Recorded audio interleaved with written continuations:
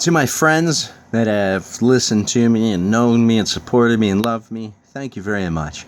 Please feel welcome to share this, because if you do that, there's a good chance we might just be able to fix the problem. And I would really greatly appreciate that. I'm going to be looking past the camera, so forgive me that. I'm just going to read through a list really quickly. Rebecca is the name of the mother of my children. She picked a fight and she assaulted me. There was a witness. And then she tells me she wanted to try separation. I get the laundry done, bring it up the street to her. She moved 2 blocks up the street to a house her mom bought that I did a bunch of work for and wasn't paid on. I filled out the paperwork for our kids' school. I'd done it all the years before, and we hadn't filled out our taxes for the year prior. We were behind on doing that, so we did that, and Peggy had me sign a piece of paper agreeing that we would split it in half. I moved the items up the street. At the BMV, I needed to get one vehicle in my name, so I could drive for Uber, because I had no employment. She was the breadwinner. She forces a schedule of seeing the kids only when she works, which is 6 to 8 days a month. And I asked if I can continue walking the kids to and from school and help them with homework. Her response was to tell me that I would not see the kids 1 minute more than what the court requires, an obvious threat of parental alienation, and if I'm not careful, I'd be homeless. There was a witness there for that who was never depositioned or involved with the court. I tried to get them there, though. I give my 3 daughters' teachers a stack of postcards. They're all saying positive things, encouraging things to them, because no more will I be giving thanks to them at night. There's all this change. It's going to be very hard on the kids. So it was given to the teacher. You give 1 a day, and they did. November, December, and the first part of January, I watched the kids alone in my home per, Rebecca's schedule. She took the Christmas money, the kids' birthday money, and her income. She was a breadwinner and abandoned her marital home. She keeps setting times to meet with her attorney and to go over things before we get to the first hearing, but it's really just, like setting and blowing off, setting and blowing off, and resetting. I'm able to eat in December because of Masonic charity, and my kids get Christmas presents because of a charity of friends. I attend the first hearing of Summit County Court where I have no attorney. I asked time to get counsel and was denied. And then I hear the most expensive attorney in the county, which is who my wife hired. He charged me with being a drug-addled alcoholic who was abusive to her and the kids. I point out to the magistrate that they have no evidence for any of it. Not one police call, no nothing. So, if you have and they didn't supply any evidence for it. So if you don't supply any evidence, then how could a charge move forward? How willfully naive I was of Summit County's deep-seated history of completely blowing off somebody's constitutional rights and what makes a trial. If you're trying to prove your innocence, that will go for endlessly, and it's not called a trial or a court, it's called a tribunal, and that shit's illegal. For obvious reasons. And if it isn't obvious, go read John Locke and start getting into Western civilization all again. And may I suggest reminding Bastille Day, because that's what happens to courts that behave that way. The court denied me all access to my kids. They ordered me to give up toenails, urine in a cup, pay child support, of course. So now the stay-at-home housewife gets to pay child support, not see my kids, and I get to pay $40 an hour to be graded as a parent.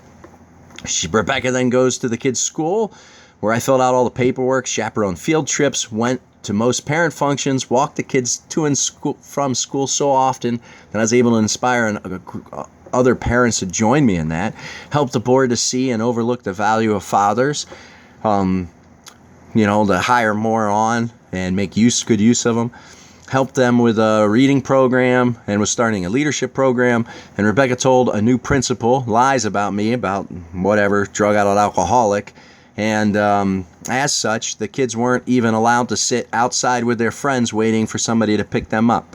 So they were kept in a room with an adult staring at them, and then that adult would walk them right to the car, feeding into her lies. I walked the dog over and sat on the bench in the school to wave to the kids, and that principal came over and threw me off the property. That principal was fired, in part for how she behaved with me. Rebecca kept all the tax refund, of course, no surprise there. I continued to move the items up the street daily and weekly. It felt good to purge out things out of the house. Anything that became since marriage, take it up the street and get rid of it. And the kids asked, why are you bringing everything up? Because if you saw her house, it's just overflowing with junk everywhere, just piled miles high. And I was like, can stuff make you happy? No. Well, then let's get rid of it. And if she thinks a widget will make her happy, here is the widget.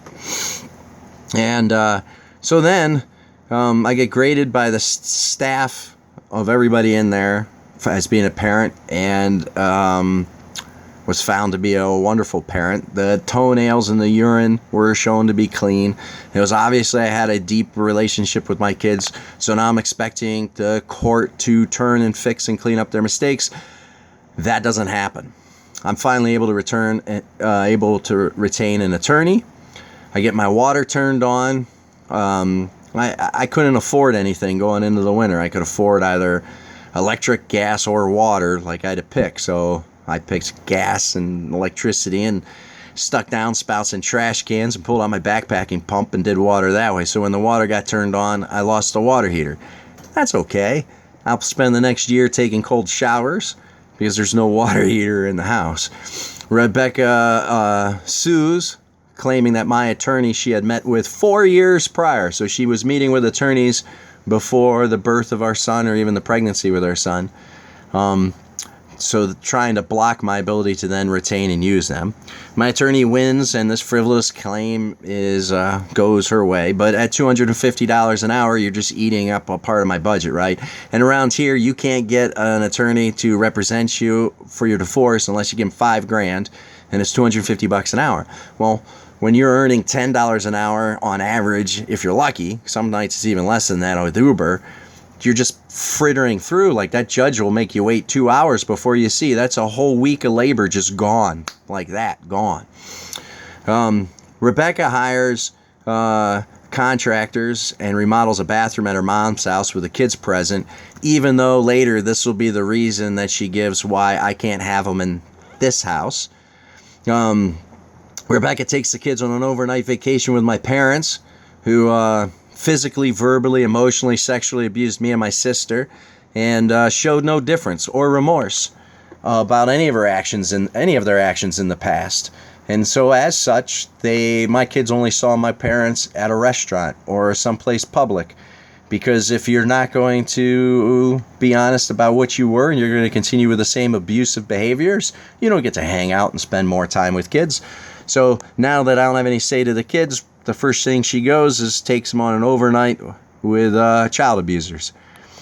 Court has the year wrong on child support, so now the prosecutor's coming at me because instead of the first week of a new year, 2017, they got a 2016. So according to the prosecutor, I'm a deadbeat dad who's way behind on child support.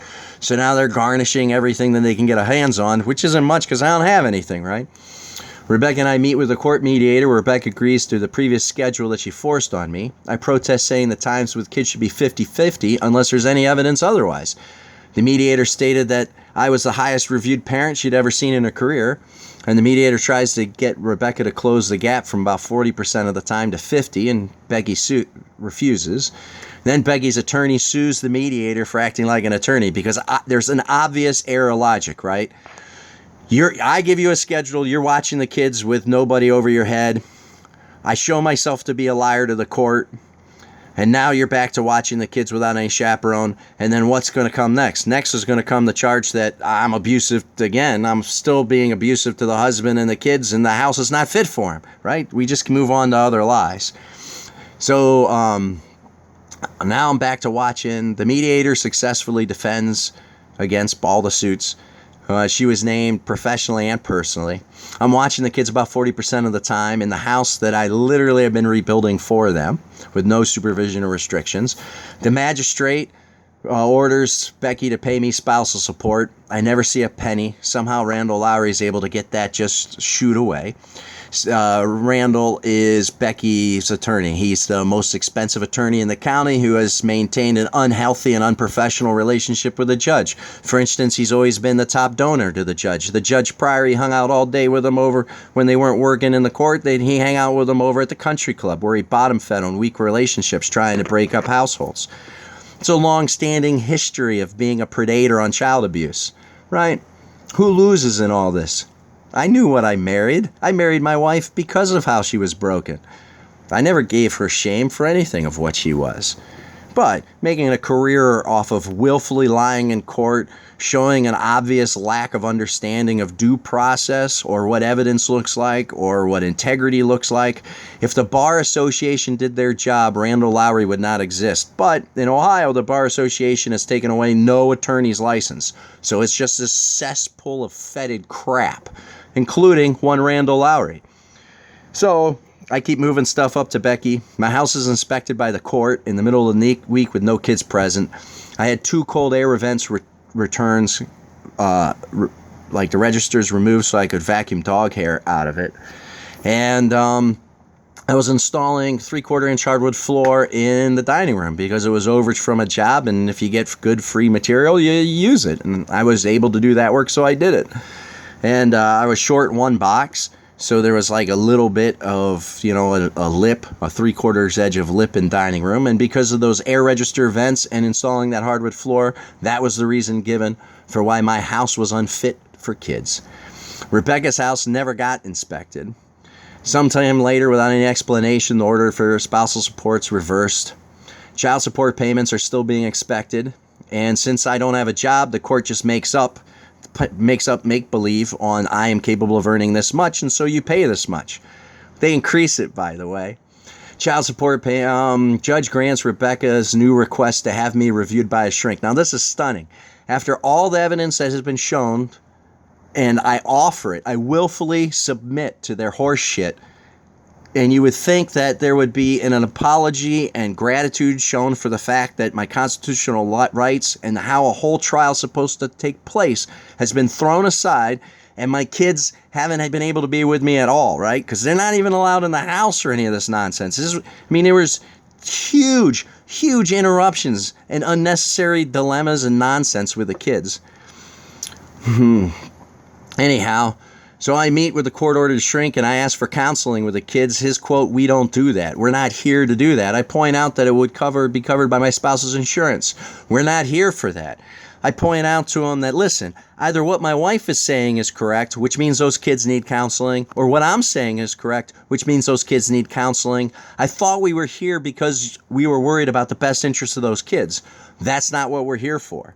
And then he marks out on later that my example of 50-50 time with kids underlined in exclamation marks, like somehow he's an emotional 5th grader doing a writing assignment.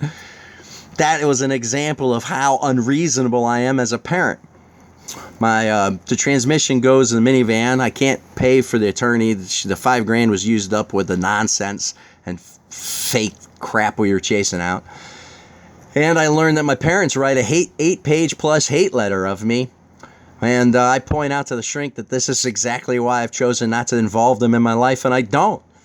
They're consistent liars, and they serve fear and only fear. And even though they've done nice things for me on occasion, it's never worth it.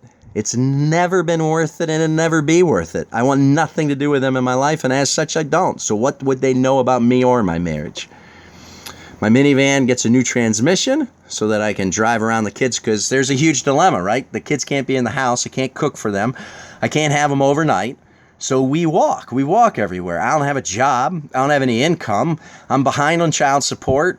So I have a prosecutor trying to put me in jail. The court won't listen to me unless I pay for an attorney. And the court only listens to the attorney who's super expensive, because that super expensive attorney is a top contributor to that judge's election campaign. So if that isn't blatant bribery and conflict of interest, I don't know what is. The fact that our court doesn't behave as a court and throws out my constitutional rights? I don't know.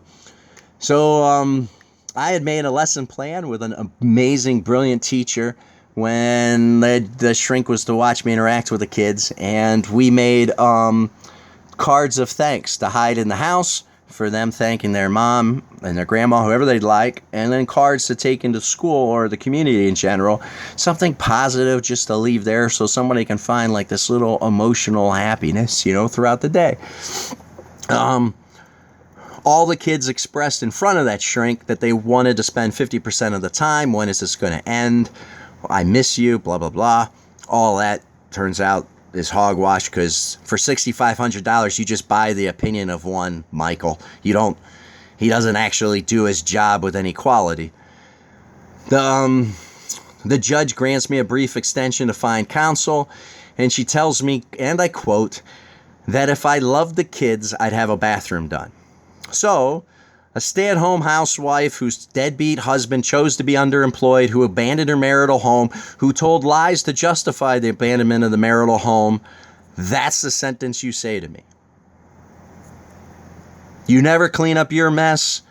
You never correct your mistake. You say that sentence to me. Now, what's surprising is, as I speak in the community to officers that have retired, that served under her when she was in the criminal side, and people in the community that have dealt with the Summit County Domestic Court, the lack of constitutional rights, making you prove yourself innocent, the lack of cohesion.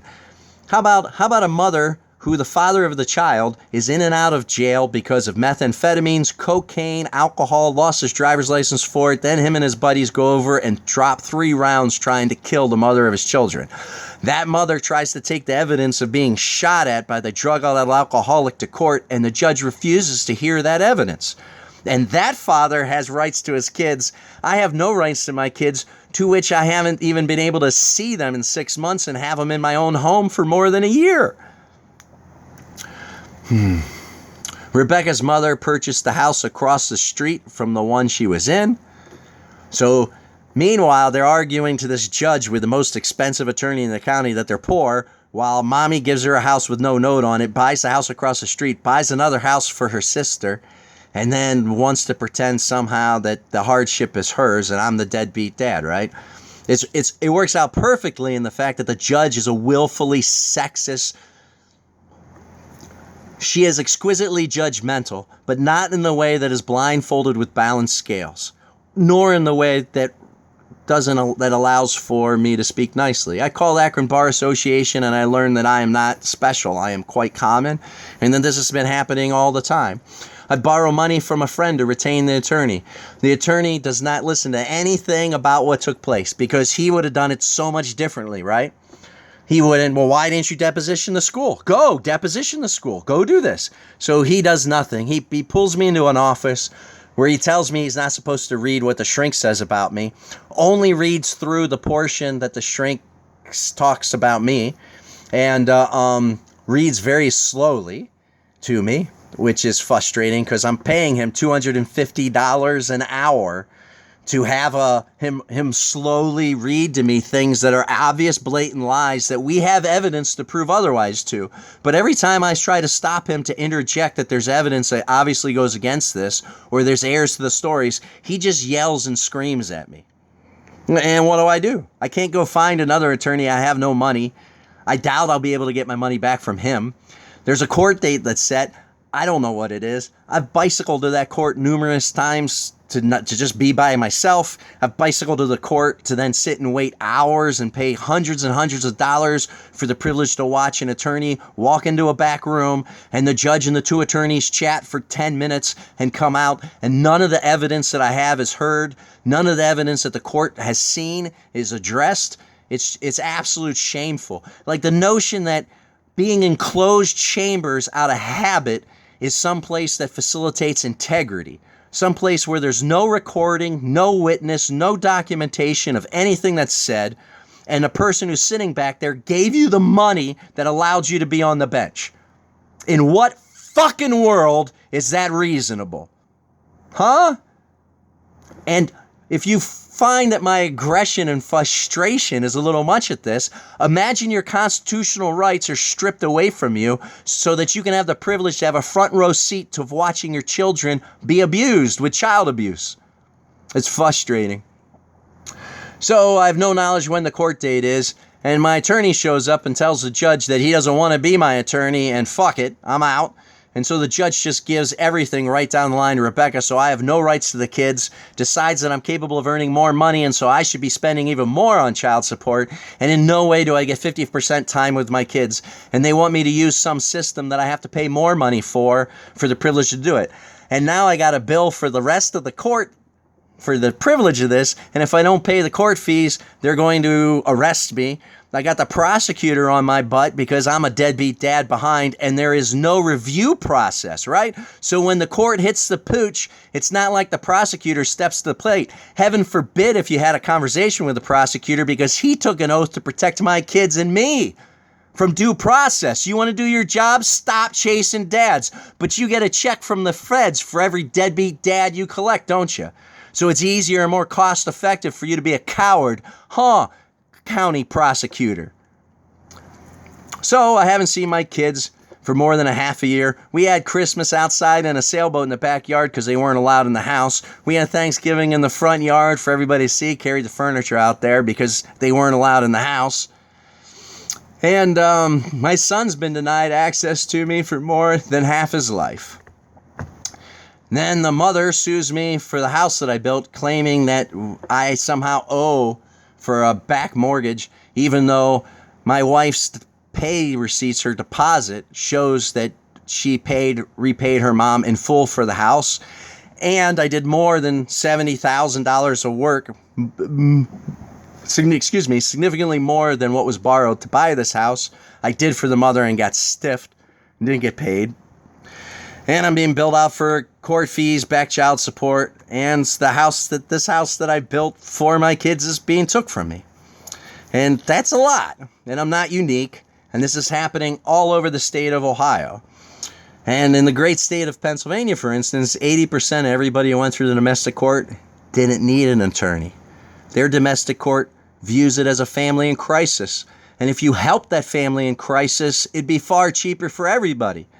When you remove healthy dads out of relationships, those kids grow up and spend time in a cement box called a jail or prison. There is no reason for this. I am not unreasonable in the notion that my kids have equal rights to both their parents, to both.